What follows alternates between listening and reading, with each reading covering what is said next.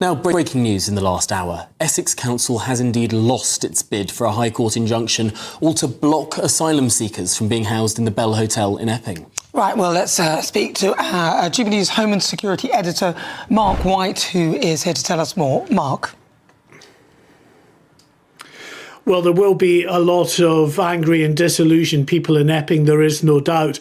Although, to be honest, I don't think they held out much hope of a positive outcome from this High Court ruling today, given the ruling that was handed down in August by the Court of Appeal when they overturned the earlier injunction that banned the use of the Bell Hotel in Epping for use by asylum seekers. They said at the time that they believed that that ruling, that earlier High Court ruling, had been seriously flawed in principle, and that has effectively been upheld in today's decision, which said that an injunction was not the appropriate means of enforcing planning controls. Now, we've had a statement through from the Home Office reacting to this decision today. They say, "We are furious at the level of illegal migrants and asylum hotels in this country. This government will close every asylum hotel. Work is well underway to move asylum seekers into more suitable accommodation, such as military bases, to ease pressure on communities across the country." The statement finishes by saying, "We're working to do so as swiftly as possible as part of an orderly, planned and sustained programme. This judgment allows us to do that." I have to say that this has descended into a bit of an unseemly row now between the Conservatives and Labour. We've had this statement through from the Shadow Home Secretary, Chris Philp. He says, this is a dark day for democracy, and that the people of Epping have been silenced in their own town. Their council fought for them. Their voices were ignored. Labour lawyers fought tooth and nail to keep this hotel open, even after a migrant housed there was jailed for sexually assaulting a teenage girl. Well, in response to that, a Labour source has just said, "This is some brass neck from Chris Philp. If he wants to understand why there are so many asylum seekers in hotels, I suggest he casts his mind back to his time in the Home Office. He was the one opening all these hotels. Or perhaps he could ask the Shadow Justice Secretary, Robert Jenrick, who bragged about ramping up their use." Listen, I don't think that the people of Epping and elsewhere in the country really want to just see politicians indulge in this kind of, exchanging of cannon fire here over an issue that is so hugely important to communities right around the country. Remember, the Bell Hotel was the epicentre of these protests that then spread right across the country. It was that man, the Ethiopian migrant Hadush Kabatu, who had assaulted sexually a 14-year-old girl and a woman near the hotel itself, was eventually jailed for 12 months, was mistakenly released, and then, of course, eventually removed from the country. But that really focused the concerns of people in Epping and right across the country about the potential dangers of housing all of these young men together in asylum accommodation. It's an incredibly pressing issue. And Mark, just before you go, is this the end of the road for Epping? I mean, what happens next?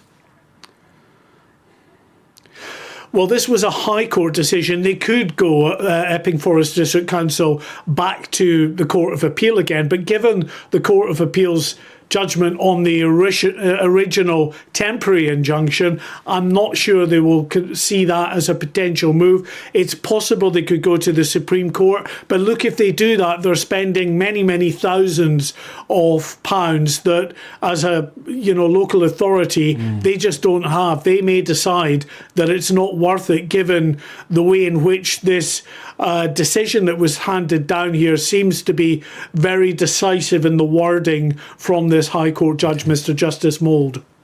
And let's return to that breaking news from this hour. Yes, Essex Council has lost its bid for a High Court injunction to block asylum seekers being housed in the Bell Hotel in Epping.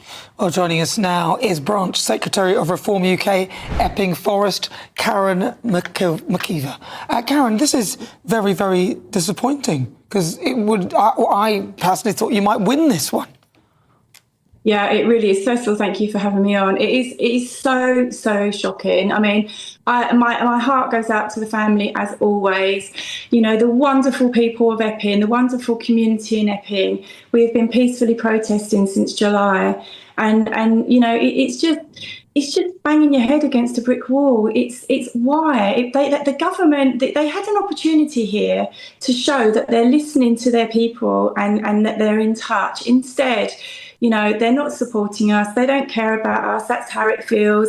And we're just let down again. And it's really worrying. You know, people in the community are worried. It's just, what next? You know, what next? It's just shocking. You especially today of all days, of all the days today. I mean, I've just come from an amazing remembrance service with the local community and the children. And, you know, I just don't understand the logic. It's wrong on every level. It's next to a school, which is why we've been peacefully protesting. There's trouble all over the country with these hotels, but this particular hotel is next to a school, and for some reason that doesn't seem to matter.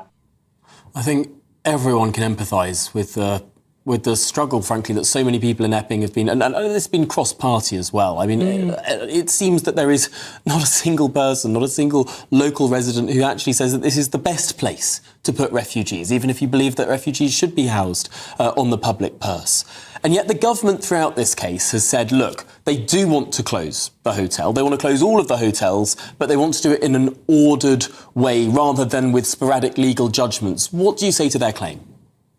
Well, I think here they have an opportunity here to act and show that they are listening and, you know, close this hotel, let the rest of the country see that they are listening and they are looking to have a plan and make things better for everybody across the country. They could have just used us as an example, but they haven't, because you know what? They don't have a plan. And these people just keep coming, you know, and when you look at the heroes, you know, the heroes that we've been remembering today, you know, they sacrificed to protect us and our borders.